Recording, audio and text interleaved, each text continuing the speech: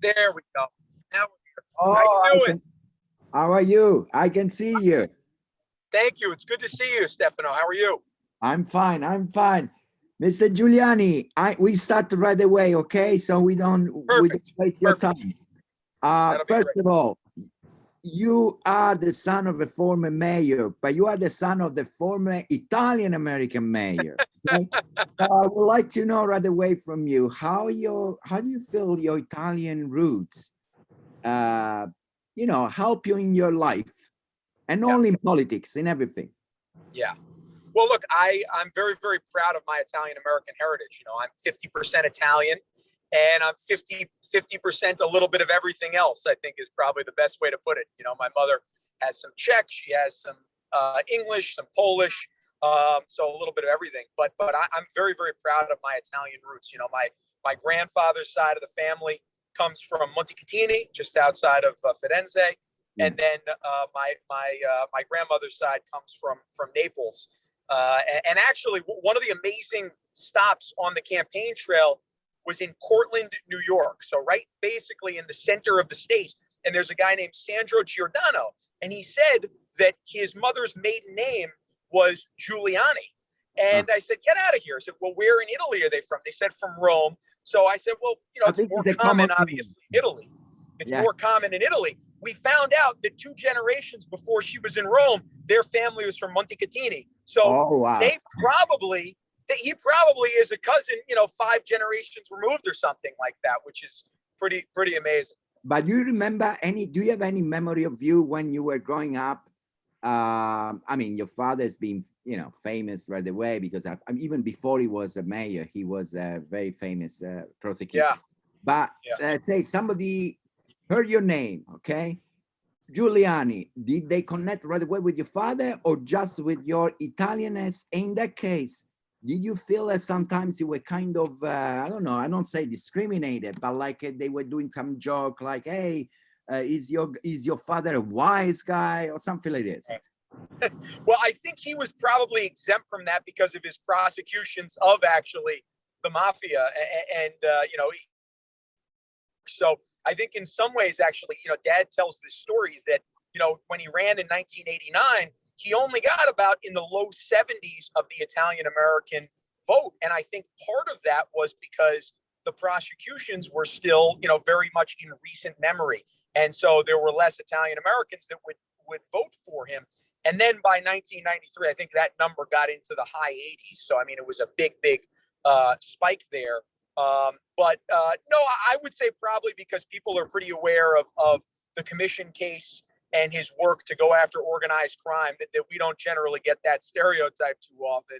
Mr. Giuliani, I think I lost you in the connection. I don't know if it was me or the recording, but we lost you for a few seconds. But I want to just continue because, you said, who accused you not being enough experience for the job, for being governor of one of the Empire State? You respond and say, hey, I have experience my DNA, kind of. But you say practically you are the son of somebody that has been prosecuted, has been a mayor, has been in politics for the last, practically we could say there's been in a public life for the last 40 years. So, we say, I think in Italian, but also in English, it would be the same thing. Nobody should be accused for something wrong that their father did, but maybe nobody should take advantage for what the father did. How do you, how you respond to that?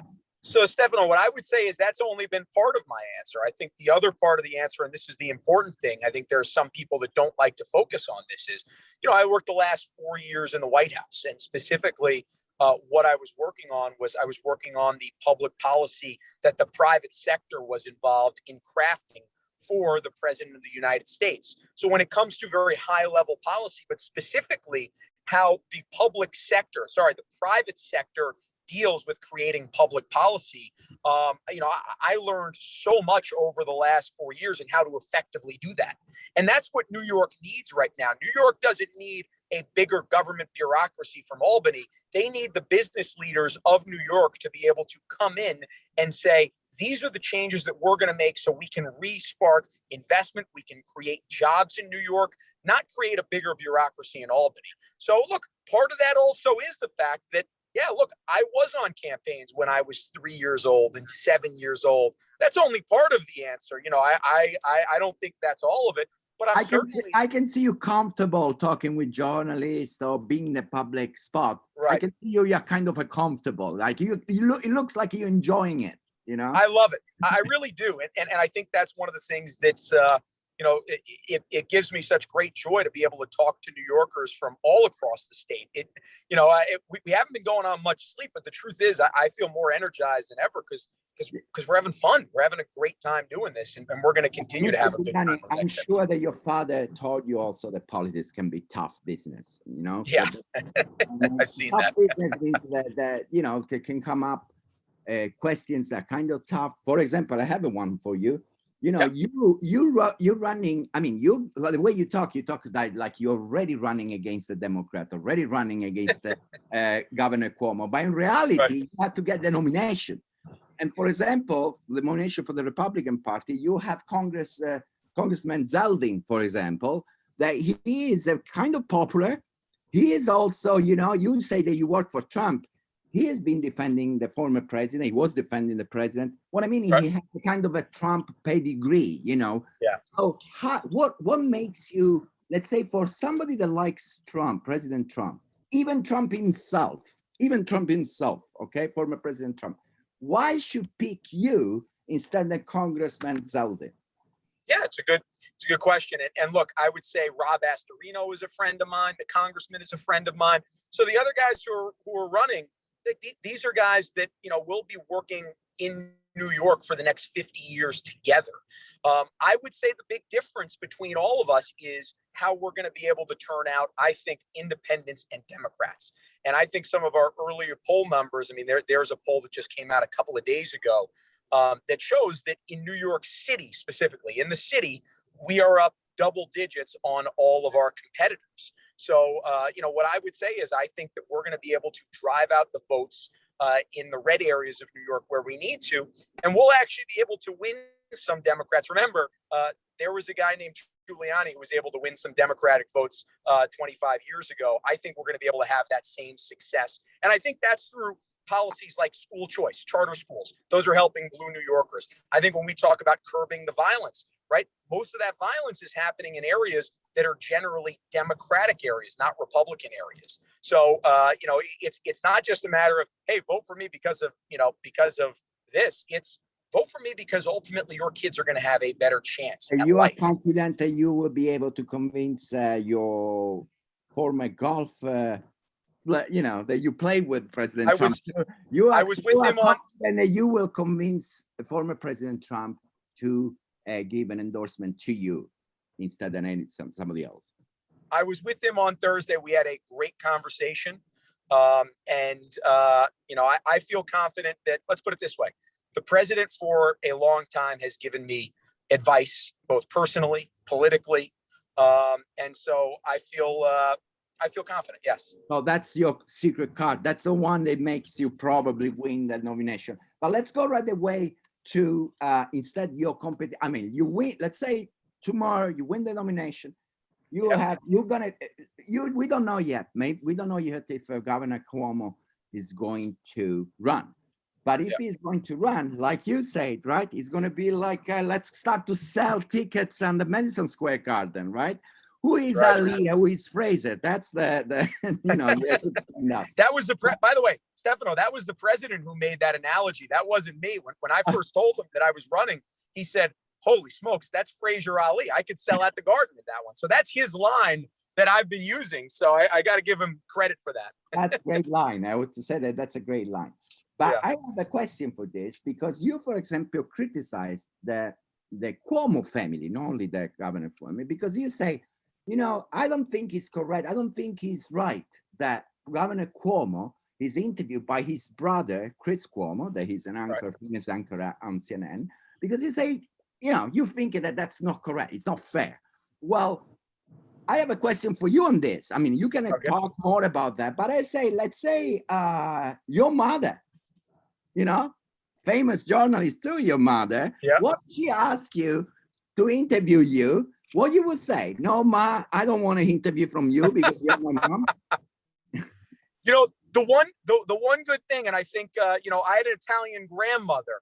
My mother is not Italian, so the Italian guilt cannot play in there, which thankfully, knowing with my grandmother, the Italian guilt can be very, very strong right there. So look, my mother, and I think she's one of the main reasons why my father won the mayoral election in 1993. She understands the political strategy of this. So I don't think she's going to be forcing me or asking me to do any interviews over the next 18 months. I'll put it that way.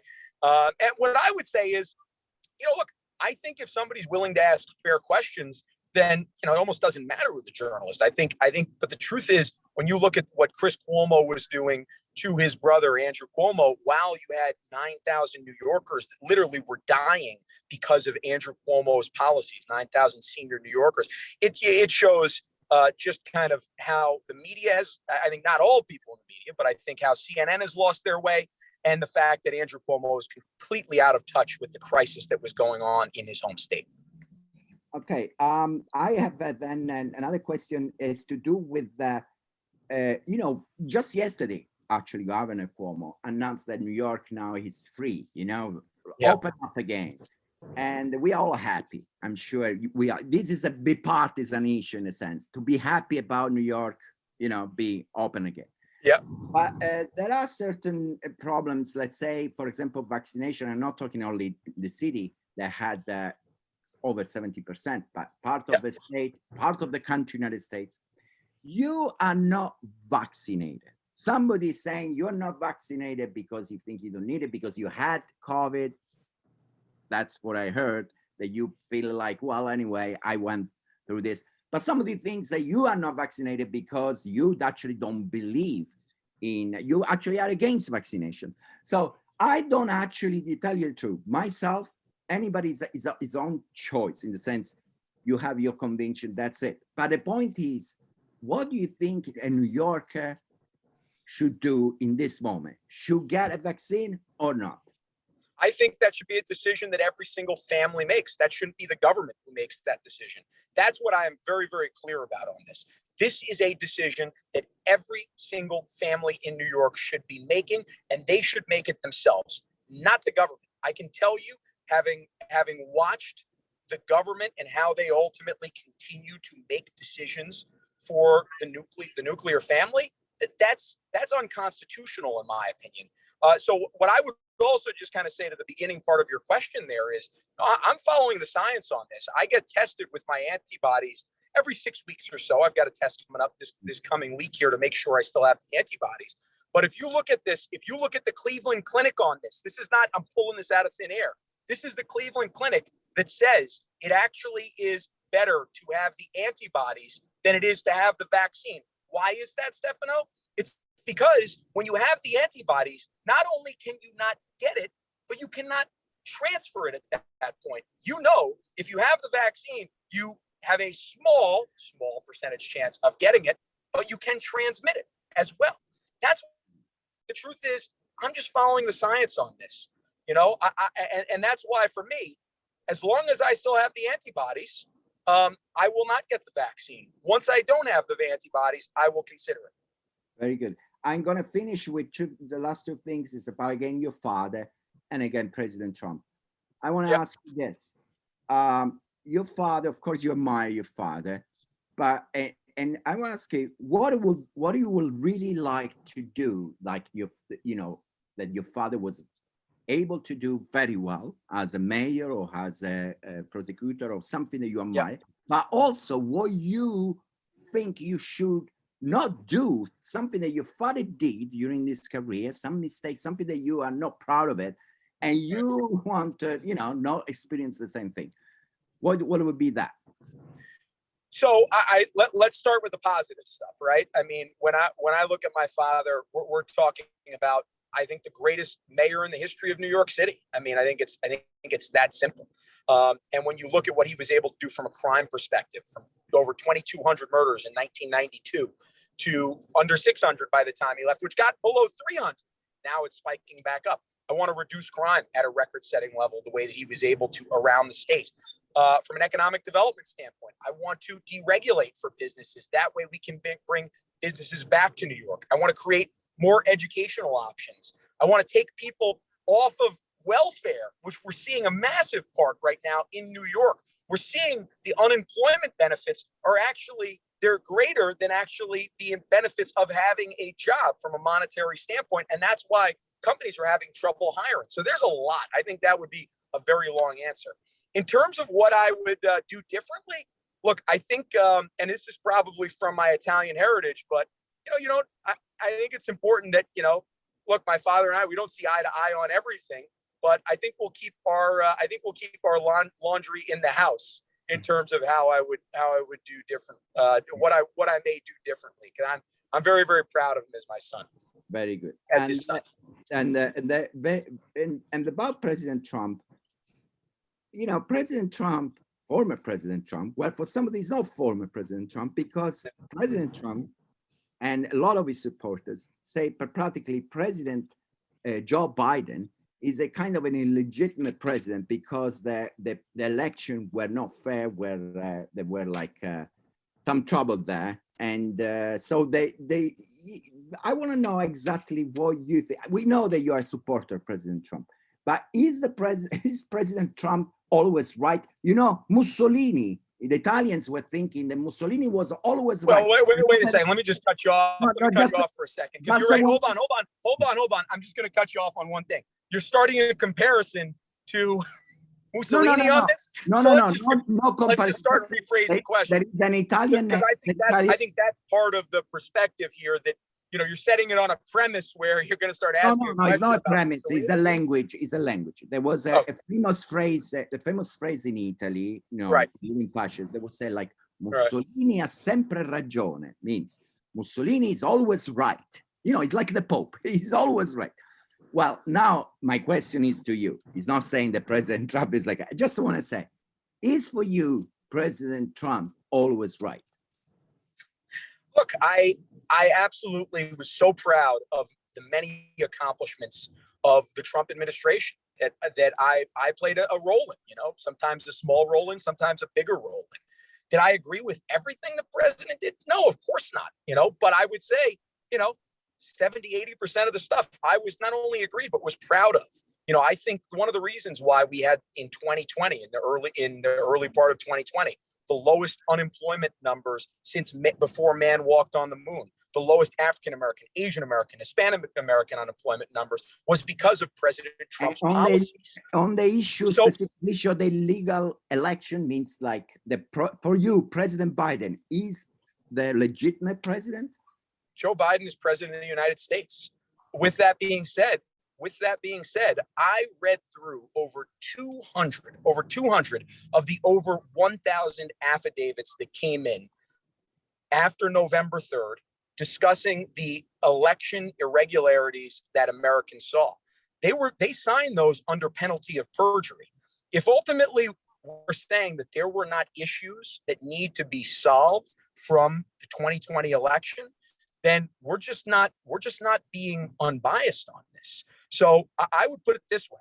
Joe Biden is the president of the United States, but there were some major issues when it came to all of the, that it's, very difficult to tell the accounting process of the one person, one vote. One thing that I believe in very, very strongly is that you should have a voter ID. I think it's very, very simple to have your driver's license, which you have anything, or your identification card to ultimately show that if you are requesting an absentee ballot, or to show it at the polling place.